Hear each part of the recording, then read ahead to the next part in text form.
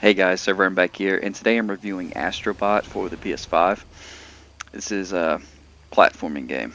So I'm going to go over the same 5 categories I always do: graphics, performance, gameplay/story, replayability, and then fun factor.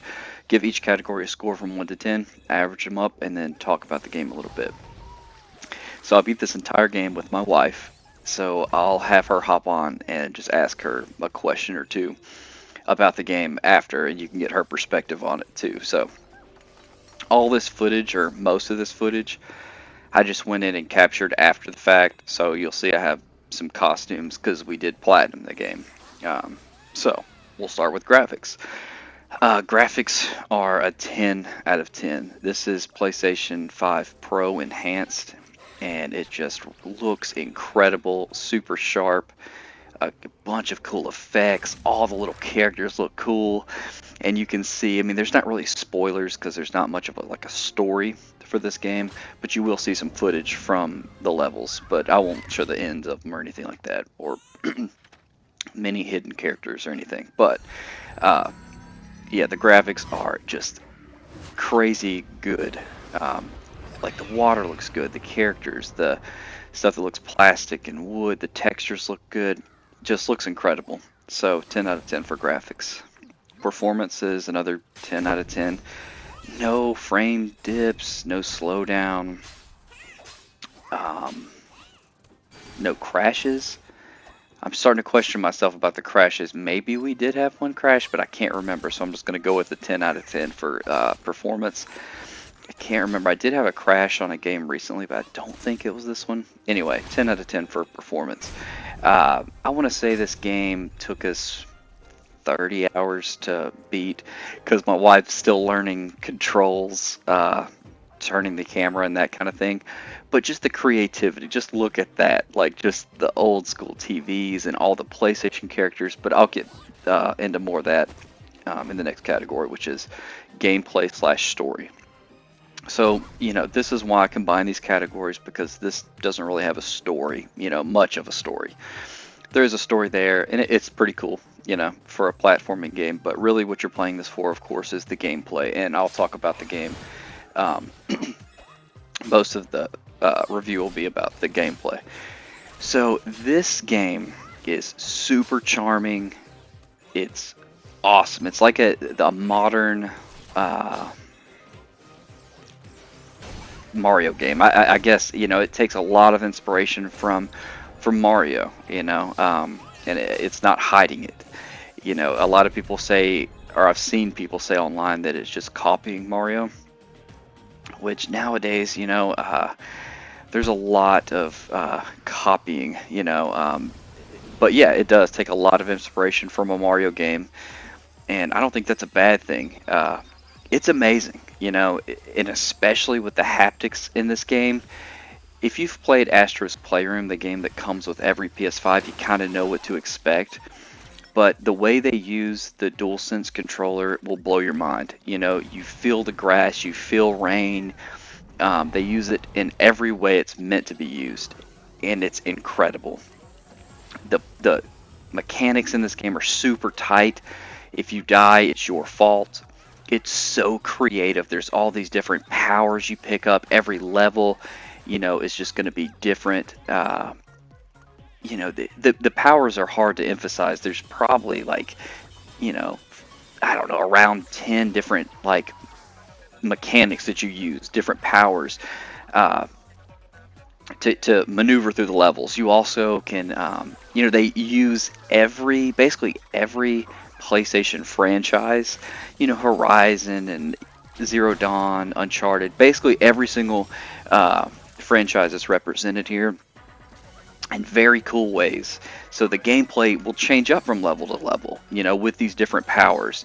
But the overall platforming is super tight and it's fun. My wife's sister and her family bought this game, and they asked what game, or they bought a PS5 for Christmas, and they asked what game should they get. This was my #1 recommendation for a family. This and Sackboy. Sackboy, this is just a single player game, just one player at a time. Kind of like the Mario 64. You know, I haven't beat a Mario game in a very long time, but this gives you Mario type vibes, 3D Mario type vibes. Uh, and it's amazing. This, I want to say, is my favorite platforming game of all time now. I will always leave this installed. This is your Mario 64. You know, this is your Mario Sunshine. This game is incredible, and it's a must-own game for any PlayStation owner, especially if you grew up with Mario or you like platforming games. This is a no-brainer. It's remarkable what they've done, and it's so much fun. You know, my wife's not a huge gamer, but she'd be wanting to play this game more than me. There's very few games that she comes and plays by herself, but she would come and play this by herself. So it's incredible. And once you, or somewhere through the mix, or as you progress through the game, you unlock speedrun levels, which you'll see some here. You can see that dog power you have where you boost forward. Well, I think there's like 5 speedrunning levels now. They keep adding content, which is really cool, and they're about to add more. There's a Christmas level. I mean, it's just the right amount of challenge. So it's like through the game. You know, my wife can get through most of the levels, but to 100% the game is, some of these levels get tough, you know, even for me, and I've been playing games for a long time. And I like that. I like that you don't have to do those levels to complete the game, but to 100% the game you do. So, you know, throughout the game, you know, it's a lot of platforming, kind of like puzzles to solve, but a lot of secrets to find, a lot, and what you're doing is trying to collect astrobots. You can see some here, Crash right there. So you're going through, and just look at the detail right there. It's just so cool. But you're going through the levels, completing the levels, but along the way there's puzzle pieces to find, and then astrobots, or characters to find in each level. So there's a lot. There's underwater levels. There's like the Halloween type levels. It is so neat. The Uncharted section, like I'm not going to show it, you know, much of it, I don't think, but just so much variation. It's incredible.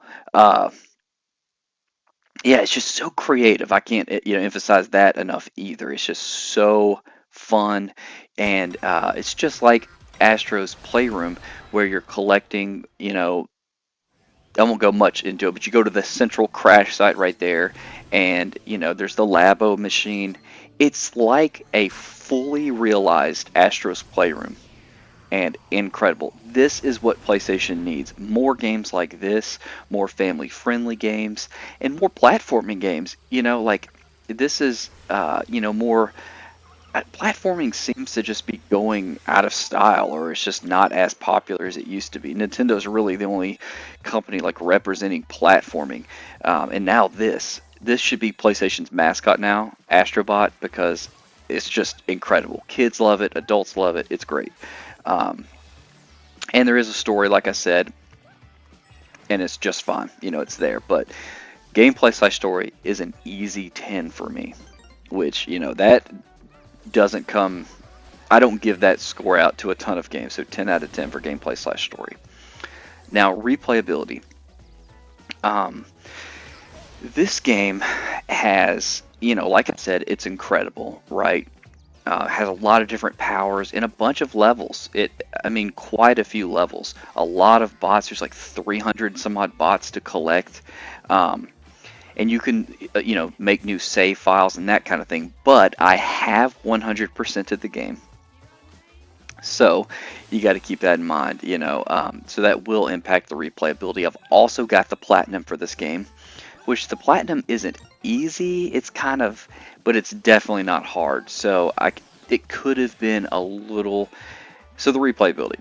You know, like I said, you can go through and you will want to replay this game. I will replay this game. I will want to go through and 100% it again, and I can guarantee you my wife will want to. This will be a game that you come back to over and over again, and I do appreciate the speed run levels, and you can, that high score, you can compete in every single speed run level against your friends as leaderboards, so that's going to add to the replayability too. You know, before trophies, this may have gotten a higher score. I'll go ahead and tell you, I gave it an 8, which is very high for me. It's not perfect, like I said, because you are going to run out of things to do in this game. But it's fun to just go through these levels and just have fun with it. It's just a fun game. And I do like the speedrun levels because you can always go back and try to improve your time, but there's not a ton of them, so that impacts it, the score, as well as having already gotten the platinum, that impacts the score. Yeah, so an 8 out of 10. I think that's fair. The last category is going to be fun factor, and I can go ahead and tell you this is a 10 out of 10. I had a blast with the game. There was no dull moments. I even came up here and started doing the levels. Like, you'll see them. They have like one bot attached to them. They'll be like the triangle levels or the circle levels, and those are tough. And those I went and did by myself to complete the game, 100% the game, because I told my wife I don't think she was capable. That hurt her feelings, and I'm gonna bring her up here in a minute and just ask her a few questions about the game. Like I said. So just to recap, graphics get a 10, performance gets a 10, gameplay / story gets a 10, replayability gets an 8, fun factor gets a 10, and that averages it out to a... Sorry, I should have done this before. 9.6 out of 10, which is really close to the highest score I've probably ever given any game. And it may be, I'd have to go back and watch my reviews. But a 9.6, this game is incredible. This is the first game a family should buy. I do like Sackboy, and Sackboy's Big Adventure, I think that's what it's called, is 4-player co-op. So, you know, that might be better if you're going to be fighting over the controller. But this is a better game for sure. So, just some notes I wrote about it before I get my wife up here. The haptics on this game, the adaptive trigger, the way they utilize the controller is perfection. I don't think any game does it better. So that's just something to really keep in mind. Family fun, I wrote, of course, this is family friendly and fun. You know, it's even fun to just sit there and watch people play. It's so creative. I wrote that again, exclamation point. Just the different powers, the way you can get through levels. This is a speed running level, by the way. And just, I can imagine. I looked at the times that people had gotten, and I mean, I was just like, good. I'm not even going to get close to that. So, and the no spoilers here, but the very last thing you do to 100% this game is insanely hard. I think it took me about 50 times, and I honestly didn't know if I was capable of doing it. So, I love the challenge. It was awesome. I love the speedrun levels, and I think the game is just the right difficulty for a family. You know, because the family I told you about earlier, they beat the game. They haven't completed like 100% of the game though, but they were able to complete the game without, you know, because it only like to unlock a boss it'll require like 100 bots or whatever, and you know you may have to go back and collect some, but it doesn't require you to 100% levels to move on. But anyway, that's really all I have for Astro Bot. So I'm gonna pause here and go grab my wife. All right, so this is my wife and my little girl. So I'm just going to ask my wife a few questions about what she thought of the game. So overall, what did you think of Astro Bot? It's the best game I've ever played. How would you compare it to like Mario or like Donkey Kong back in the day, those games you loved? Oh, I love Donkey Kong. This one was more interactive, more fun. What did you like about it? And everything was really cute. I liked anytime there were fireworks. All the little, what do you call them? When you got like the dog and the... Little powers, I guess? Yeah, That's those are all cute. Yeah, that's what I called them too. But yeah, well, I'll let you... And oh, I loved finding all the hidden stuff. Yeah, you like puzzle games. Yeah. So you like to find stuff. All the secrets hidden. Those are my favorite things to do. What did you think of the difficulty? Was it too hard, too easy?